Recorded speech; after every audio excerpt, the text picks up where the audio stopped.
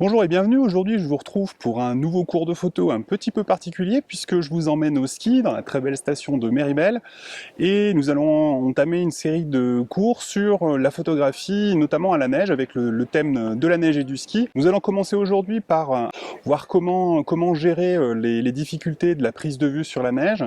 Nous verrons aujourd'hui une première méthode, je reviendrai dans une seconde vidéo sur une seconde méthode possible également.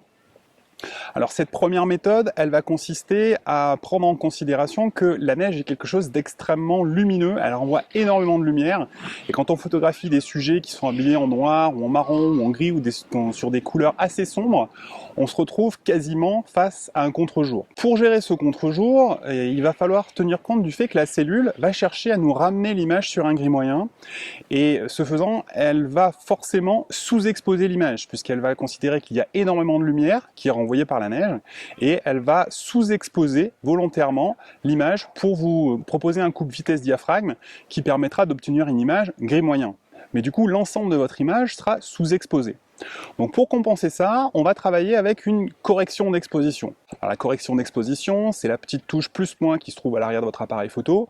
Vous allez pouvoir décider que par rapport au couple vitesse-diaphragme proposé par votre appareil photo, vous allez lui demander de sous-exposer ou de surexposer. Là en l'occurrence, étant donné que la cellule aura tendance à sous-exposer, on va corriger en surexposant.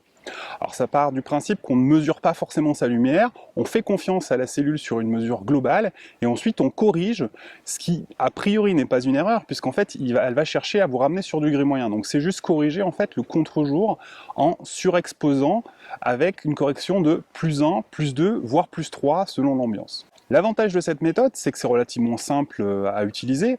L'inconvénient, c'est que ça suppose un petit peu d'expérience. C'est-à-dire que vous allez devoir faire une correction de +1 quand il y aura un temps couvert, de +2 par beau temps, et éventuellement de +3 si vous êtes vraiment en plein contre-jour, mais ce qui cramera la neige en arrière-plan.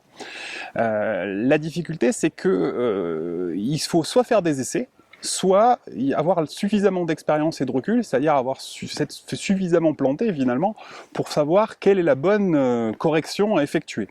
Donc je vous laisse faire vos essais pour voir un peu quelles sont les corrections qui vous conviennent le mieux.